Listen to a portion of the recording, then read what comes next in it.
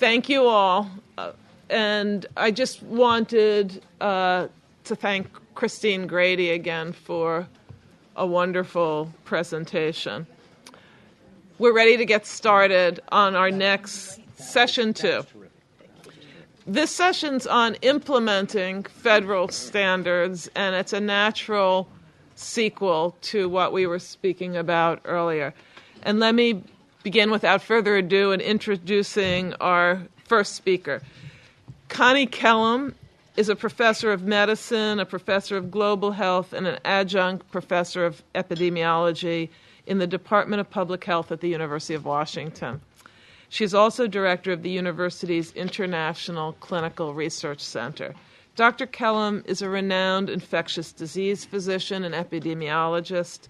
Her research interests include HIV prevention studies in Uganda, Kenya, and South Africa, as well as herpes transmission studies in countries including Peru, South Africa, Botswana, and Kenya. Most of her research is conducted through international collaborations. Welcome, Connie. You're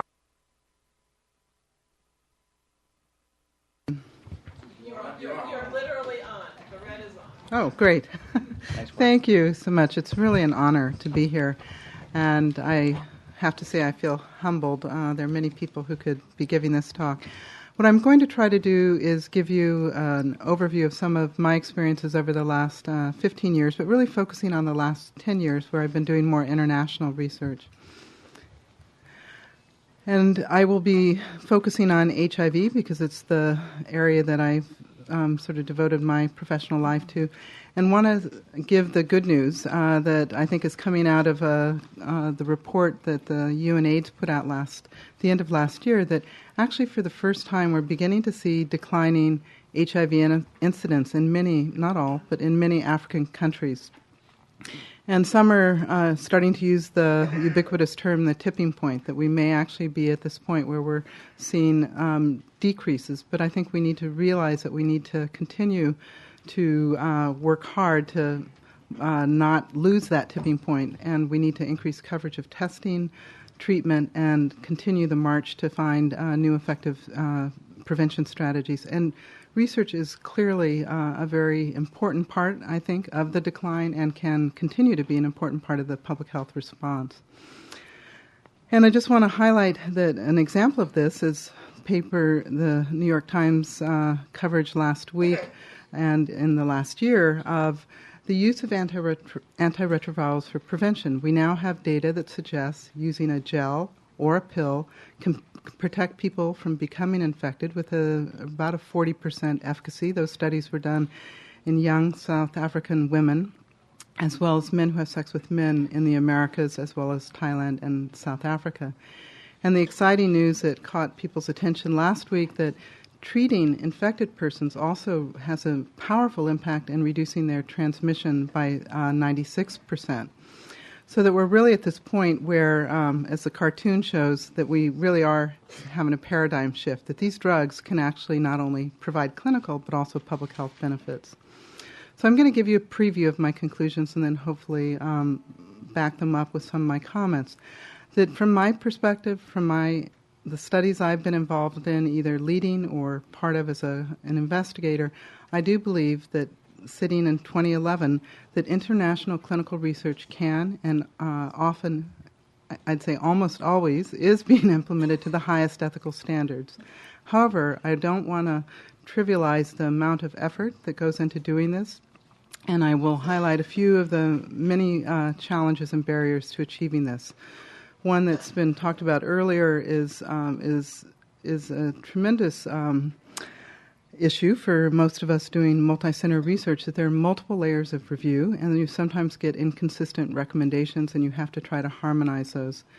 I think that we have an understandable conservative approach, but we need to sometimes, I think, examine that. That is, do we approach things more from a medical versus a public health perspective? I think that some of that conservatism leads to substantial delays, which do cost lives and money. I am a full believer that collaborative capacity-building research is essential. I would not have been able to do the studies I've been involved in without this. And I want to end on one area that I would encourage the Commission to think about is, again, with the focus on HIV, that given that the incidence is highest, prevalence is very high, and incidence is increasing among women. And I think that the approach to inclusion of pregnant and breastfeeding women is an area that needs to be focused on. So just a snapshot, I trained in San Francisco, was very heavily influenced by the impact of HIV in my clinical training. The first in the 80s and early 90s focused on epidemiology, some more observational data collected on sexually transmitted infections and HIV among gay men, both in the U.S. and Peru, and then moved into a desire to find interventions. So I've worked in areas including HIV vaccine research, behavioral interventions, and then I highlighted in bold the 3 studies that I think really had a very big impact on me as an investigator because I was having to lead them. And the first one was an NIH-funded phase 3 trial of suppression of genital herpes to try to prevent people from becoming infected. Enrolled over 3,000 people from 9 sites, 3 continents, including the U.S., Peru, and Africa. And we did a sister study that was funded by the Gates Foundation that was trying to ask the parallel question, could you suppress herpes and make someone less infectious and reduce transmission as well as disease progression? To ask that question required testing the intervention in serodiscordant couples, and that was a study that was in 14 sites in 7 countries in East and Southern Africa, and I'll come back to that.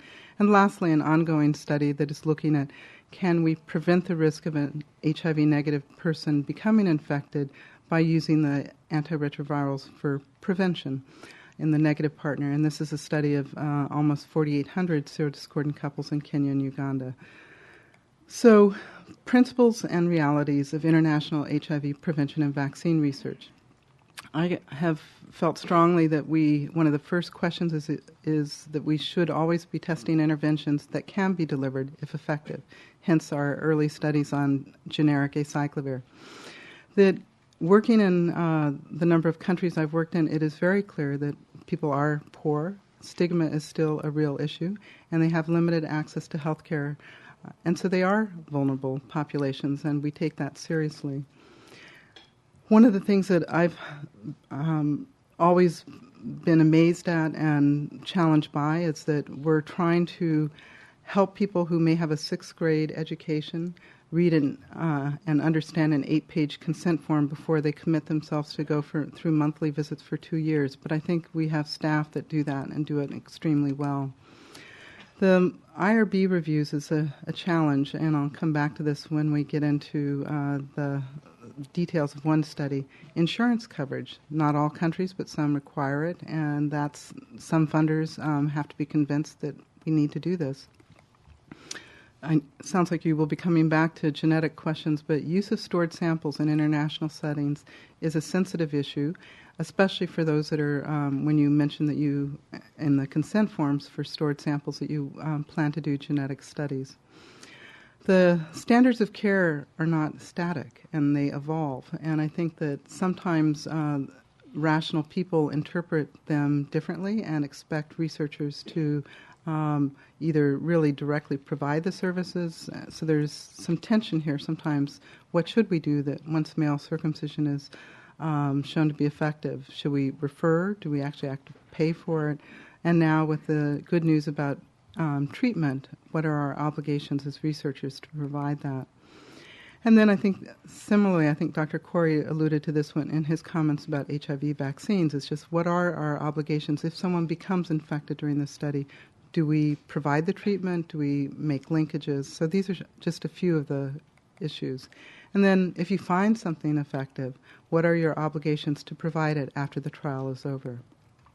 So the first study, just briefly, I won't go into details, but the study that was looking at could you suppress herpes in an HIV-infected partner and reduce their risk to their partner was a study of 3,400 couples, but that means almost 70, it's multiply times 2 in terms of the real sample size, because we did follow both partners in the couple for up to 2 years. And this was a study that was done in 14 sites in 7 countries in East and Southern Africa. And the primary endpoint to measure efficacy is did the HIV-negative partner acquire HIV or not, based on whether their partner was on acyclovir or placebo. And I thought it might be helpful to just say, what did it take? It's in that single slide, you can't really tell what it takes to do a study. So we estimate, based on the data we could collect from our sites, that about 55,000 couples of unknown status were tested across these 14 sites. So there's a public health intervention right there. Out of those 55,000, we identified 6,500 that were serodiscordant, 3,400 were enrolled, the other remaining couples were ineligible. And the sites and the couples did an amazing job. We had higher retention than anyone thought was possible, and the drug adherence was very high. And this requires an incredibly motivated team. Just to give you a flavor of what it looks like to actually recruit those couples, a lot of the work is really getting couples to be motivated to know their status as a couple, which should have happened by now in the epidemic, but hasn't. There are a lot of challenges and barriers, but these site staff have really found solutions to those barriers. And what did it take to actually do this in terms of the implementation? We were doing this in a university, so we did not outsource this. We took the whole responsibility to do this study, so we built a coordinating center. We prepared 14 sites. 7 had never done a clinical trial, so we had to build the whole infrastructure. 20 IRB reviews of the initial protocol and 1 protocol revision, translation and back translation. You want to make sure your questions are asking the right thing, into 16 languages, 6 informed consent forms, 3 each for the positive and the negative partner, and over 300 case report forms. Over 500,000 forms faxed, 2 million samples collected, a third of which came to Seattle to make sure that the things we were testing were right, and hundreds of site visits and monitoring visits and conference calls. But we learned a lot through that study. We learned that herpes suppression at the dose we used didn't actually achieve our outcome. But we found that actually serodiscordant couples were very common, and that there was, to many people's surprises, that there was about a 50-50 chance in these African sites that if one person had HIV, that their partner was negative. And we also found that almost a third of infections actually came from an outside partner, even in what we were calling stable serodiscordant couples. And we provided monthly counseling and drove down the risk to about 2%, where past studies have shown it to be 8 or 9%. So we really, just by being in the study, people's risk came down. But we also found that for couples wanting children, their risk is high. So that led us to do the study that is ongoing. We are one of the last 3 studies that is looking at the question about using antiretrovirals for prevention, called PrEP. And this study, we and others will have data in the next 2 to 3 years, and these data from these studies will inform whether or not these drugs should be used in HIV-negative partner to prevent acquisition. But I want you to realize that none of these studies are testing this very potentially potent intervention in pregnant and breastfeeding women. We do monthly pregnancy testing, and as soon as they're identified to be pregnant, their study drug is stopped. And none of them include adolescent women who are at very high risk in Africa. And that's just the picture of that study design now in 9 sites in Kenya and Uganda. But I want to just highlight a few things that I really do think that part of things that never make it into manuscripts is the amount of effort that goes into really building capacity. These sites, as I mentioned, in both our studies with couples, half the sites had never done clinical research. So it meant intensive training, not just about the study protocol, but about HIV, about herpes, about the drugs, as well as human subjects, good clinical practice, good laboratory practice. And the laboratory infrastructure is very weak in Africa, so we really literally built laboratories to do this. Monitoring visits now every 6 months, every single consent form is looked at by an independent monitor, as well as many of the clinical records. And the part that I enjoy the most is the capacity building. We find that just awarding small grants of $3,000, $5,000, you can actually stimulate young investigators to come up with their own questions. And we've also built, and I think learned a lot about couples counseling, and this is just an example of us seeing what it really looks like when you go to someone's home to do that kind of counseling. This shows you just an example of going from an old district hospital that looked like a bombed-out building to a new clinical research site in 6 months. And just to show you where the drug is stored with the highest quality of procedures, as well as where the data records are stored. These are really impressive sites. And I'll just end on a point that I think is worth attention by the Commission, which is I feel there's a real imperative for finding new biomedical prevention strategies for women during pregnancy. The risk of HIV acquisition is high. The risk of perinatal HIV transmission is high if a woman becomes infected during pregnancy, much higher because her viral load is so much higher. And I think it's fair to say that pregnant and breastfeeding women are one of the largest underrepresented populations, particularly in HIV prevention research, given the burden that they bear. And I think there are real generalizability concerns if pregnant and breastfeeding women are excluded from studies. It ensures a delay by doing this sequentially and obtaining critical safety data. And it relegates providers and often patients to be using second-line drugs if we don't have safety data early enough. And I think there's some real issues around harmonization between federal agencies. 60% of infections in sub-Saharan Africa are in women. During pregnancy, colleagues of mine have documented a 13% incidence in Western Kenya.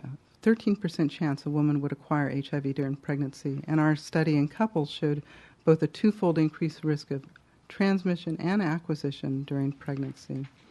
So I think there are a number of questions, and I'll just go through these quickly because I think my time is up. But I think some real scrutiny of what constitutes minimal risk.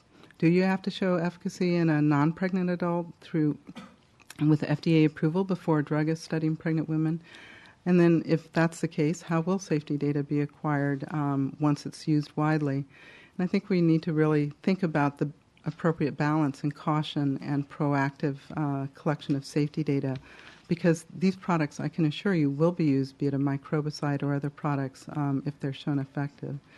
And I think there are also issues related to paternal consent of HIV-infected partners of pregnant women, HIV-infected pregnant women, and I think all these issues require some more scrutiny. So just to summarize, I think international clinical research is being implemented to the highest ethical standards. There are substantial efforts required to do that and multiple barriers and challenges. I think we need to work towards more efficient, coordinated IRB reviews for multi-center studies. Cliff Lane at the NIH is trying to look at the feasibility of a joint or external IRB review for international research. I think that may be not totally acceptable for some African IRBs, but we need to look at it.